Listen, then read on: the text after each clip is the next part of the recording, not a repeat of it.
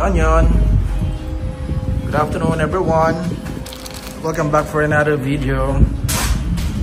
Guys, very quick video lang bago natin i-send out to papuntang Baguio.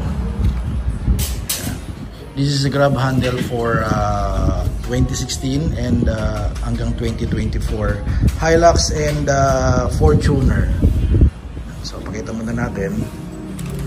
And by the way, this is a gray color. So ito yung mga kulay ng mga base model ng Fortuner and Hilux.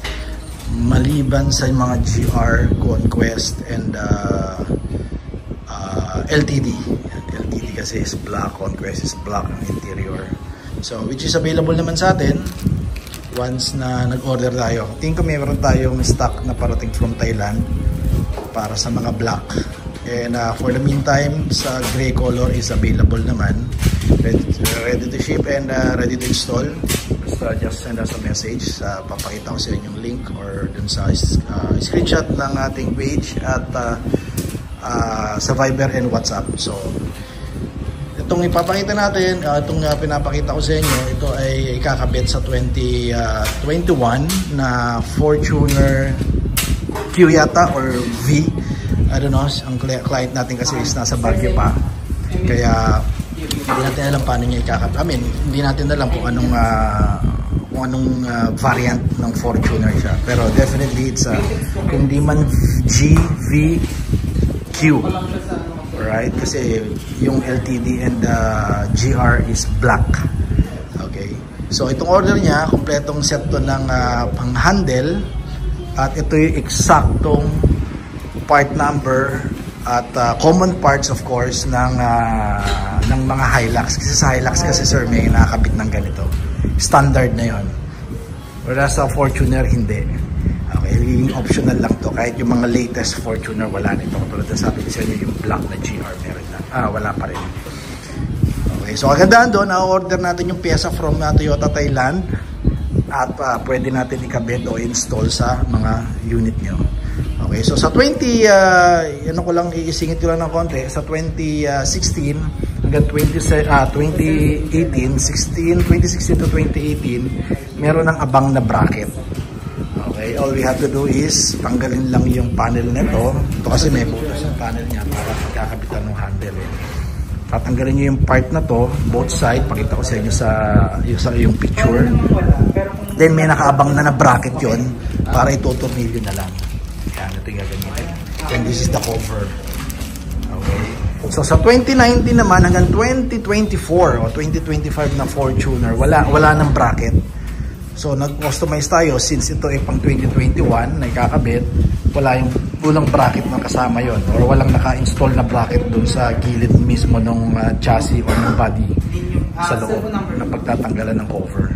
So ito yung nag-customize tayo kaya si sir nag-order na rin. It's a 2,500. 1, 2, 3, 4. It's a stainless steel. Kinopya natin exactly yung bracket na naka-install sa 2016 hanggang 2018. Okay? Para hindi kayo ma-confuse. Lahat ng 2016 na Fortuner hanggang 2018 meron nang nakalagay na ganito sa gilid. Kaya ituturnilyo nyo na lang to, ikakabit nyo na lang ito. Okay? So yun lang ang customize na gagawin. Yung mga pagkabit nito, puro bolt-in lang yan. I mean, puro clip lang yan. Na i-install mo na lang. Basta 2016 hanggang 2018. Okay, so pagdating ng 2019 na Fortuner, ibang istorya na. Dahil yung bracket na nakalagay doon, tinanggal na nila. Wala nang ganitong bracket doon.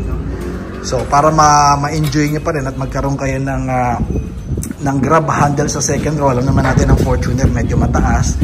Hirap umakyat lalo na pagka maliit ka and yung mga senior at mga bata of course. Ang hirap umakyat nang walang hinahawakang handle doon sa second row. So nagkaroon ng option si Toyota na lagyan ng handle yon. Unfortunately tinanggal pa kasi nila to sa 2019 hanggang 2024. So ngayon hindi na. Pwede na nating kabitan. I-welding lang ito. Dalawin nyo lang sa welding shop. Tilt weld lang. Pwede na yun. May kakabit nyo to. Then pagka nakakabit na yan, madali na install ngayon ito. Nagiging pattern nyo kasi ito eh. Okay, yung exactong sukat ng mga tornilyo niya. By the way, ang tornilyo kasama nito is original din na Toyota. Original din yan. Okay, so for this one, sa gray color without the bracket, is 12,000. Then 15,000 naman para sa black. Okay, yung black natin medyo parating pa lang. Yung gray may available tayo, sir, sa lahat ng 2016 hanggang 2024. Gray, pwede yan. Okay, so kayo mag-alala. Again, sa 2019 wala nang bracket, meron tayong available na ikakabit. 2,500 naman to.